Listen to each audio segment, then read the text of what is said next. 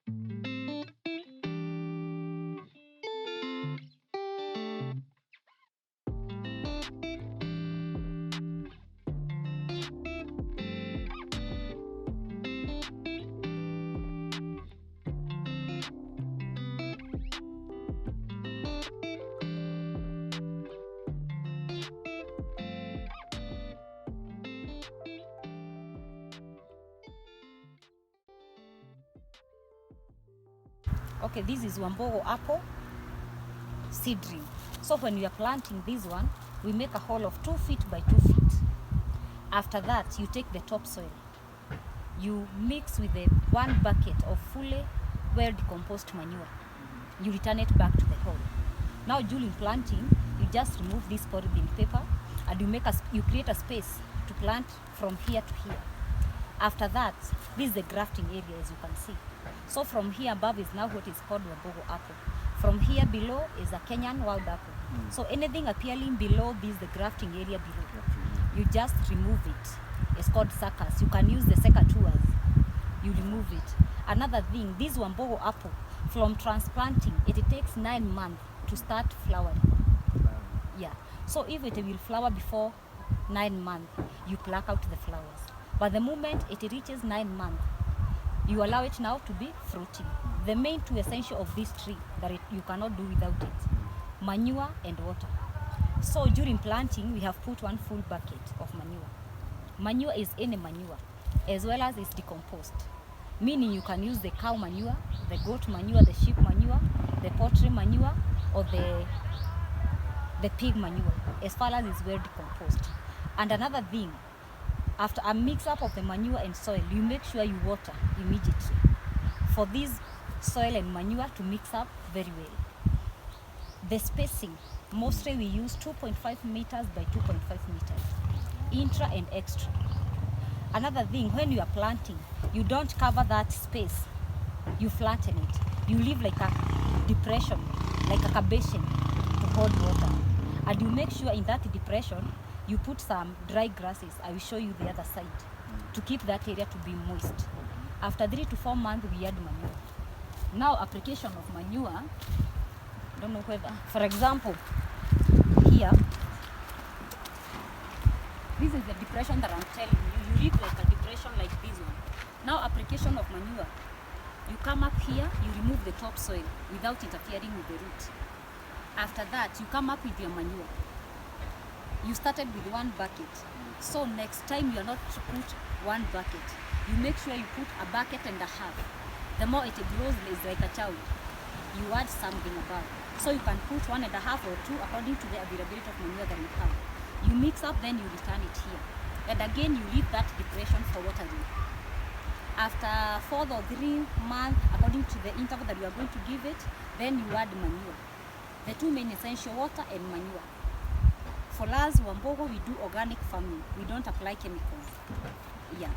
This Wambugu is very resistant to pests and diseases. But now, mostly we intercrop with the cover crop. There are those onions, the beans, the cabbages, and other things.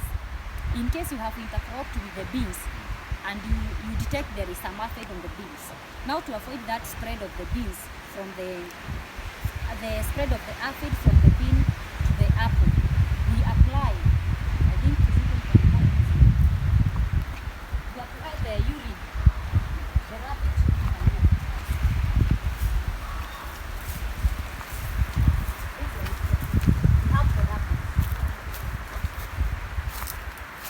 We have the rabbits.